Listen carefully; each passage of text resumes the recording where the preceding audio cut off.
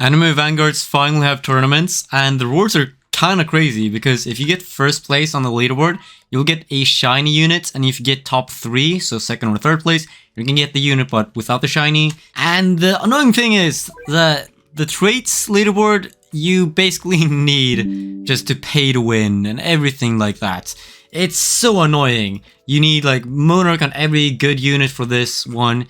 So I've grinded a lot of the non-trait. It's glitched right now, but most leaderboards I have seen is like 322 million. Like a lot of the leaderboards look like this. And honestly, the best I've seen is 335 million or something. So the 340 million I have right now is crazy. And everything that content creators have been talking about in content creator chat right now has been about the score and like how I do it so well and everything. So I'm gonna show you how I do it, and so you can probably get first place on your leaderboard if you do it good enough. And my loadout is gonna be Sunjin Woo. The stats on my Sunjin Woo sucks. So honestly, you can probably beat me. I have double farm, and I have Igris with pretty mediocre stats. The same with Alucard. I don't have good SPA range, but the damage is good. And then I have pretty good stats on Toji. I use Toji instead of Killua because Toji also deal damage. Anyway, I'm gonna show you a run where I do it. So I'm not gonna gatekeep really, but I'm not gonna show everything. That's because I wanna have my good spot on my bracket still, but I'm still showing the loadout and basically everything I do. I'm just not gonna explain why I do it and why it's so important to do it.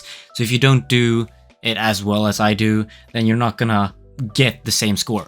But anyway, I start pretty odd because most people start by using Killua to break the shields and make you use Vegeta or Sunjin Woo.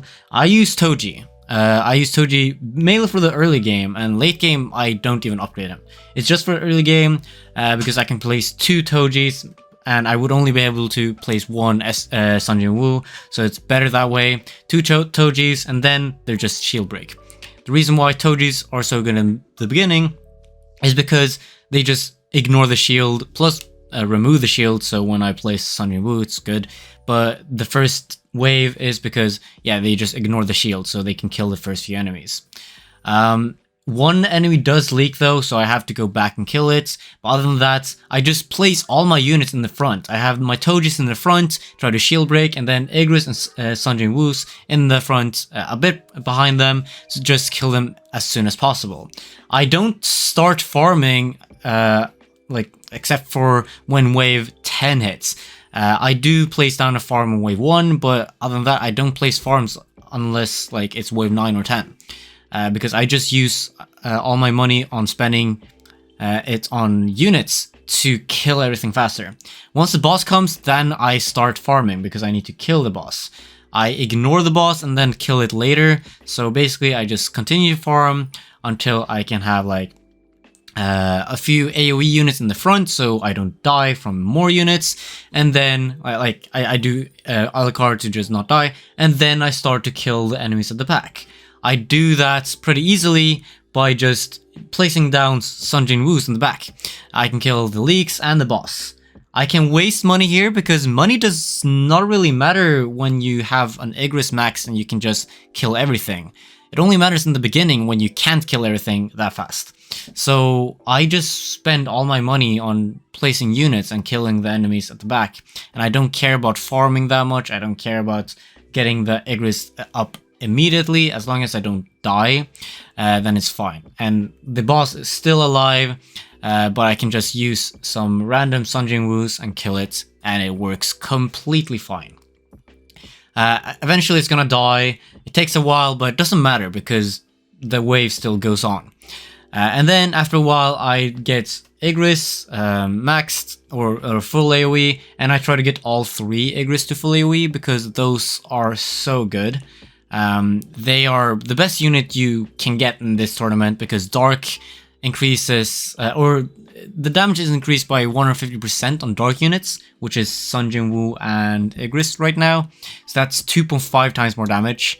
So Igris with full AoE, with the 2.5 times more damage, is gonna deal like 50,000 per hit. It's so good.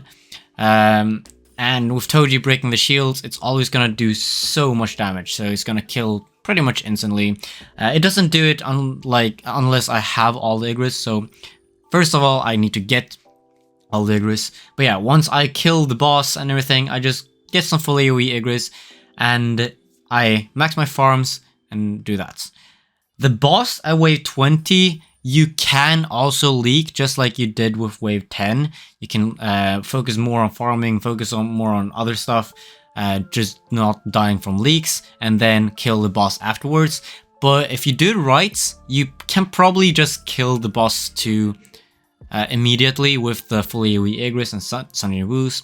One thing I did do wrong here is that I got a Sunjin Woo to Arise a bit too late. I want to get Arise earlier so I can get the damage buff on Igris faster, so that's something you can keep in mind.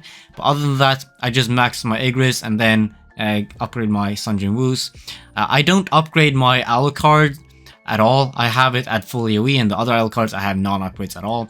The Tojis I don't upgrade at all. It's just breaking shields. You can have the full AoE. I don't think it even matters if you have 3 with good targeting and good timing.